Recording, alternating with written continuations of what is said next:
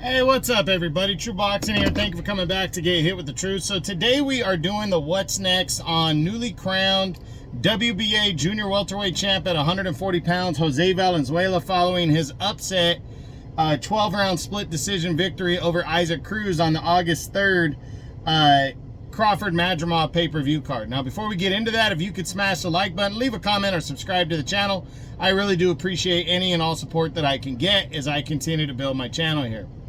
So Valenzuela is a huge victory. It was a big upset, and now he is in line for something bigger. You know, a title shot. Oh, well, he's the world champion now, so he is in line for something bigger. But he might have to face Isaac Cruz in a rematch. So we're gonna discuss his what's next here, but the caveat is that I believe it's gonna be either Isaac Cruz or he's gonna get a crack at Gervonta Tank Davis. Either he moves down to 135 or he stays here at 140. But let's see what else is out there just in case those two options are off the table. Devin Haney, the WBC champion in recess, don't see this one. I think Turki Al-Sheikh is going to get him a solid opponent, but I don't think it's going to be Valenzuela, to be honest. Then you got Teofimo Lopez. Lopez, ESPN top-ranked guy, WBO champion. I think he'd want to unify, but getting these two guys to come together, it could be a possibility if Turki Al-Sheikh is involved, but I just haven't heard anything on this being a possibility. Then you got Jack Catterall. Catterall is returning in October to fight Regis Prograis, trying to line himself up for one of the DAZN guys, it looks like, But, if Eddie Hearn could get a matchup like this on, with Turki Al-Sheikh and they could work together, that'd be interesting. But I really do believe that Catterall is not going to be considered because he's not a big name in terms of for Valenzuela in his next fight. It's like Valenzuela has kind of passed Catterall in terms of the big name area. Then you got Isaac Cruz in a rematch. I really believe that Cruz is going to invoke the rematch clause, and we're going to see Valenzuela and Isaac Cruz. That's what I believe. So I think it's highly likely that Cruz is next. Then you got Liam Paro, the undefeated IBF champion, another one of Eddie Hearn's guys that would be good if they can make the unification bout, but it looks like Paro is probably going to take a homecoming fight in the next few months. Valenzuela probably going to be going against Cruz, so I don't see this one being happening. Alberto Puello, even though these two guys are both champions and with the PBC, they both have things coming up. It looks like Valenzuela's got Cruz. Looks like Puello has Sandor Martin next, and then a mandatory against Gary Antoine Russell after that, so I don't see that one. Then you got Josh Taylor, the former champ.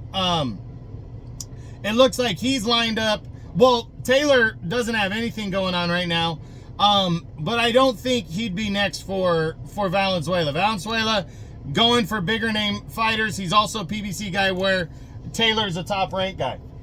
Then you got Jose Ramirez, the former champ. It looks like he's still in line to take on what's his name? Arnold Barbosa Jr. next. He's a Golden Boy guy. I don't see him being in line for Valenzuela. Then there's Sandor Martin. Martin is going to be fighting Alberto Puello next for the WBC title, so that one is not possible. Then there's Jermaine Ortiz, top-ranked guy, but not a big name. He's coming off of the controversial loss to Teofimo Lopez. I don't see him being a possibility for Valenzuela.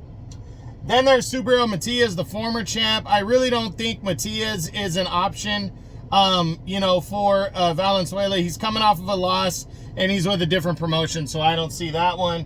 Then there's Regis Prograis. He's taking on Jack Catterall next. So win maybe inches him closer to a possible title shot, but I don't think it's going to be against the guy who's with the PBC. Not a high demand for a fight like that. Gary Antoine Russell is lining up for a title shot against the winner of Puello and Martin, so I don't see that one. Ishmael Barroso has been due this mandatory chance. I honestly think if the rematch with Cruz doesn't happen and they can't get Gervonta Tank Davis, I think Ishmael Barroso might finally get his crack. But then again, I don't know because he's been waiting for the longest time now. Other guys, Barbosa's fighting Jose Ramirez next, and he's a Golden Boy guy. Gustavo Lemos coming off the loss to Richardson Hitchens.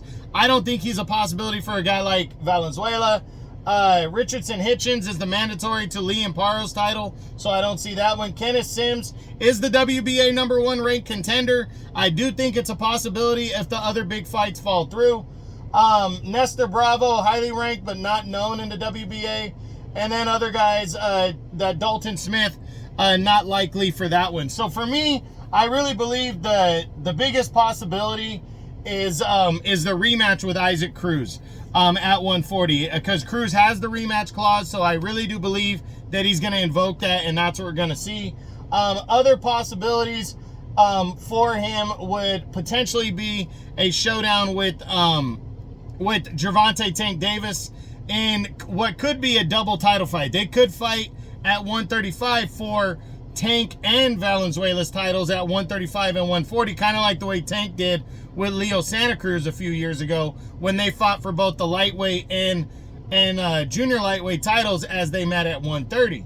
But with the rematch clause being there, I don't see that one being a possibility. So for me, I think Valenzuela's going to fight Cruz almost for sure in an automatic rematch. The first fight was good. It was close. So with the rematch clause being in place, there is a call for it, and Cruz is already leaning that direction. He's already made that clear. So we'll see what happens, but that's it. That's what I got. That's my what's next on Jose Valenzuela, the newly crowned WBA Junior Welterweight Champ at 140 pounds, following his upset 12-round split decision victory over Isaac Cruz on the August 3rd pay-per-view card. I hope you enjoyed the video. If you did, smash the like button, leave a comment, or subscribe to the channel. I appreciate any and all support. This is True Boxing. You've been hit with the truth.